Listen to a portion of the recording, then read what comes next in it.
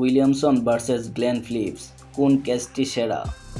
Glenn Phillips কিংবা Kane Williamson কিংবা Corey Anderson, পুরো নিউজিল্যান্ড জুড়েই অবিশ্বাস্য ক্যাচ নেওয়ার ইতিহাস রয়েছে।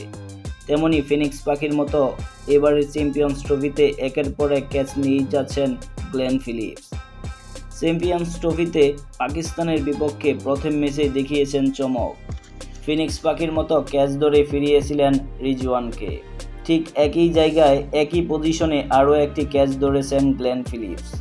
ইন্ডিয়ার বিপক্ষে বিরাট কোহলির ক্যাচটি ধরেন তিনি, যা দেখে রীতিমতো অবাক বনে গেছেন স্বয়ং কোহলি। গ্যালারিতে থাকা কোহলির স্ত্রী অনুষ্কাও হয়েছেন হতবাক। হয়তো মনে মনে বলেছেন, এমন ক্যাচ আগে দেখিনি। একই ম্যাচে আরও একটি দুর্দান্ত ক্যাচ ধরেছেন উইলিয়ামসন, যেটি ছিল আরও কঠিন ক্যাচ। সেই ক্যাচের মাধ্যমে রবীন্দ্র জাদেজাকে সাজঘরে ফিরান কেন উইলিয়ামসন। তাই তো গণমাধ্যমে বাহবা পাচ্ছেন দুইজনেই। বিশ্লেষণ চলছে কোন ক্যাচটি সেরা। যাই হোক, আমার কাছে মনে হয় দুইটি ক্যাচই সেরা। আপনাদের কাছে কি মনে হয়?